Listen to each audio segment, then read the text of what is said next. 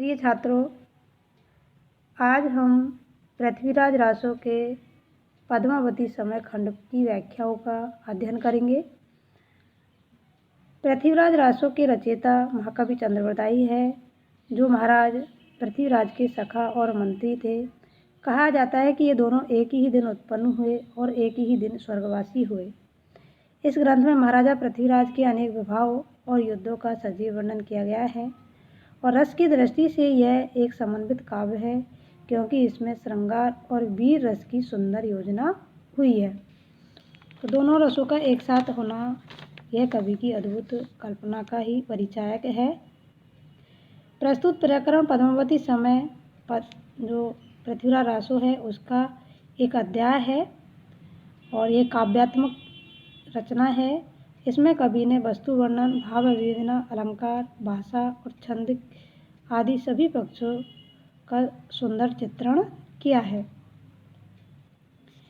सर्वप्रथम हम उनकी जो पहली व्याख्या है उसका अध्ययन करते हैं। देखिए, मनहु कला शशि भानय, कला सोलह सो वन्नीय, बाल भेष शशिता समेत अमृत रस पिन्नीय, बिकसी कमल मृग भ्रमर वैन, संजन मृग लुटिय, हीर कीर और बिंब मोती नक्षिक अहि गुट्टिय, छपति गयंद हरिहंस गति भिय बनाए सचई सची है, पद्मनीय रूप पद्मावती मनो काम कामिनी रची है। ये पंक्तियाँ कवि चंद्रवरदाई द्वारा रचित पृथ्वीराज रासो के पद्मावती खंड से अवतरित है। इसमें कवि ने पद्मावती के रूप सौंदर्य का सुंदर चित्रण किया गया है। पद्मावती राजा विजयपाल की बेटी थी और वह बहुत ही सुंदर थी, तो उसके उसी सौंदर्य की अभिव्यंजना यहाँ कवि ने की है। सर्वप्रथम इसके शब्दार्थ देखते हैं। मनौ का अर्थ है मानो, शशिभान चंद्रमा, वन्नीय का अर्थ होता है बनाना, अमीय अमीय का अर्थ है अमृत, पिन्नीय मन पिया हुआ, विकसी मन विकसित, बैन बांसुरी, संजन खंजन जो एक प्रकार की चिड़िया है, लुटिय लूट लिया, हीर में हीरा, कीर में तोता, बिंब मानी एक फल का नाम है, अहि गुट्टिय मानी बनाया, नस सिख नक से शिखा तक, नक से लेकर सिर तक, छपति मन छपाती है, गयंद गजराज, हरि सिंह भी है विधाता, सचई सांचे और सचित सची यानी कि इंद्राणी, काम कामनी ये रति के लिए आया है। पद्मावती के सौंदर्य का वर्णन करते हुए कवि चंद्रवरदाई कहते हैं कि वह पद्मावती इतनी सुंदर है, मनहु कला शशि भान है, ऐसी लगती है मानो शशि भान यानी चंद्रमा की कोई कला हो। इतना ही नहीं, कला 1600 वन्नी कि उसके शरीर का निर्माण चंद्रमा की संपूर्ण 16 कलाओं से किया हो। उनका जो शरीर है वह चंद्रमा की 16 कलाओं से बनाया गया हो और चंद्रमा में 16 कला मानी जाती है जो बहुत ही सुंदर होती है, तो उन संपूर्ण कलाओं से ही पद्मावती के शरीर का निर्माण किया हो ऐसा प्रतीत होता है। बाल वेश शशिता समीपे अमृत रस पिन्नीय, अभी तो उसकी बाल्यावस्था ही है और ऐसा प्रतीत होता है कि शशिता समीप है कि चंद्रमा ने उसके समीप से ही अमृत रस का पान किया हो, क्योंकि उसकी बाल्यावस्था की जो कांति कोमलता, उसमें जो भोलापन और सरसता है उसको देखकर ही ऐसा लगता है कि चंद्रमा ने इसी के समीप बैठ करके अमृत रस का पान किया है। विकसी कमल, उसने विकसित कमल, विकसी कमल माने विकसित कमल, मृग भ्रमर बैन वीणा संजन और खंजन पक्षी आदि सभी पदार्थों के सौंदर्य को लुटिय मानी लूट लिया हो। ऐसा लगता है कि इन सभी पदार्थों के सौंदर्य को लूट कर ही उसके सौंदर्य का निर्माण किया हो, क्योंकि सौंदर्य में इन उपमानों की उपमा दी जाती है। इसका यह विस्तार से जो अर्थ है वह इस प्रकार है कि पद्मावती के शरीर की गंध ने, नैनों ने, चरणों ने तथा मुख एवं कर ने कमल को भी अपनी विकसितशील कांति से फीका कर दिया है। उसके नैनों की जो विशालता है उसने जो हिरण है उनके नैनों को भी जीत लिया है। और उनके जो लंबे केस है और लंबे काले घुंघराले केस है वो ऐसे लगते हैं मानो उन्होंने भ्रमरों का जो मान था, जो अहंकार था, उसको नष्ट कर दिया हो। और स्वर की जो मधुरिमा है, जो स्वर की उनका जो स्वर है वह इतना मीठा है कि मुरली की मधुरता उनसे को ही उन्होंने छीन लिया हो।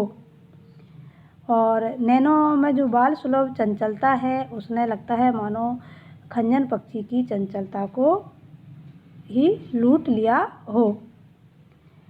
गौरवर्ण शरीर हीरे के समान दमकता है। उनका जो हीरे कीरे और बिंब मोती नक्श के लिख लिए कि जो उनका जो गौर वर्ण है वह वह हीरे के समान कैसा है, चमकता है। और जो नासिका है वह तोते की समान, तोते की जब नासिका की उपमा दी जाती है तो उनकी जो नासिका है वह तोते की नासिका के समान सुंदर है, कीरमणि तोता। और बिंबफल और जो अधर है वह बिंबा फल के समान रक्त वर्ण के हैं, लाल वर्ण के हैं। उनकी मदमस्त गति को देखकर तो हाथी, हंस और सिंह दूर जा छिपते हैं। नहीं, छपति गयंद हरि हंस गवि। ठीक, कौन कौन?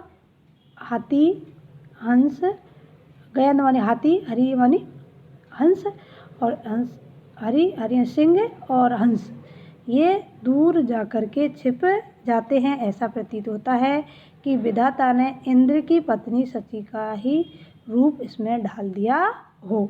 भी है माने विधाता ने बनाया सची कि जो इंद्र की पत्नी सची थी उसका संपूर्ण रूप ही किसमें डाल दिया हो, पद्मावती के अंतर्गत ढाल दिया हो, ऐसा प्रतीत होता है।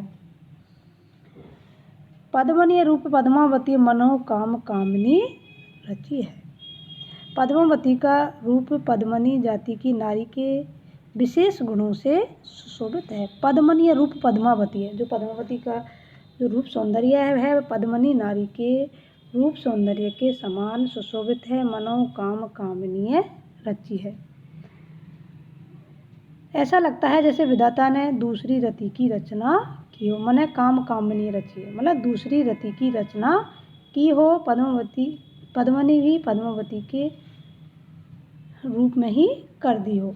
कहने का मतलब यह है कि वह इंद्र की पत्नी जो सची थी वह और कामदेव की पत्नी रति, ये दोनों ही सुंदरता में सर्वश्रेष्ठ मानी जाती है। लेकिन ऐसा लगता है कि इनका सौंदर्य भी इनके समान फीका पड़ गया हो, अथवा ये भी कहा जा सकता है कि उनसे सौंदर्य लेकर पद्मावती के शरीर की रचना की हो। इसलिए उन्होंने कहा है कि मानो विधाता ने उसके रूप में कामदेव की पत्नी रति का ही दूसरा रूप निर्मित किया है, अर्थात वह रति के समान सुंदर है। थोड़ा कठिन है लेकिन इसको समझने का प्रयास करो, आ जाएगा। अब हमारी जो अगली व्याख्या है वह है मन अति भयो उल्लास बिगसी जनु कोक किरण रवि अरुण अधर तिये सधर बिंब फल जान की छवि यह चात चकित वह जो तकिए झरपी झरी चंच चहु चटलोह लियो तब गहित अपकर हर्षत अमंद ऐनंद मन मही उलस ले जू महल भीतर गई पंजर अनूप नग मणि जड़त सोती है मैं रक्षत वही। प्रस्तुत अवतरण भी पृथ्वीराज रासो के पद्मावती समय से ही लिया गया है। सखियों जो पद्मावती है सखियों के साथ महलों बाग आदि में खेल रही है, उसी बाग में एक तोता दिखाई देता है। तो उस तोते को देखकर वह बहुत प्रसन्न होती है और उसको पकड़ करके ले जाती है, पिंजरे में जाकर रख देती है। फिर उसके बाद क्या घटना घटित होती है देखो। मन अति भयो उल्लास, पद्मावती के ने उस तोते को देखकर अत्यधिक प्रसन्नता की अनुभूति की, अर्थात तोते को देखकर पद्मावती के मन में अत्यंत हर्ष हुआ। तो वह कैसी लगी? बिगसी जनु कोक किरण रवि, वह ऐसी लगी मानो सूर्य की किरण, रवि है नहीं, रवि यानी सूर्य, कि सूर्य की किरणों के स्पर्श से कमल खिल उठा हो, अथवा कोक का दूसरा अर्थ चकवा पक्षी लिया जा सकता है कि सूर्य के उदित होते ही जो चकवा पक्षी है वह प्रसन्न हो जाता है, क्योंकि सूर्य के प्रकट होते ही चकवा अपनी रात्रि की बिछी हुई चकवी से मिलकर हर्ष का अनुभव करता है। चकवा पक्षी रात को बिछड़ जाते हैं और सुबह ये मिल जाते हैं, तो वो सूर्य को देखकर अत्यधिक हर्ष आनंद का अनुभव करते हैं। तो ऐसे ही हर्ष आनंद का अनुभव पद्मावती करती है।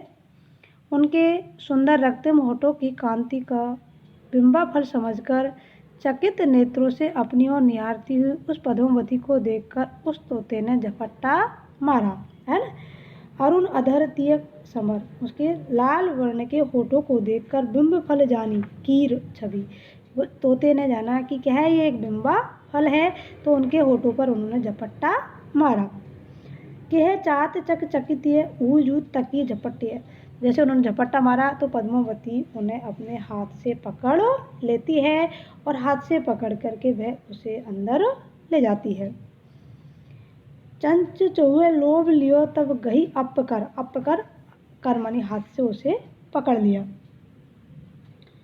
उसके अधरों की शोभा को देखकर एक तोता चक्कर काट रहा था। उस समय उसने तेजी से नीचे आकर देखा तो अपनी चोंच से बिंबा फल के समान अधरों को जड़ने का लोभ करने लगा,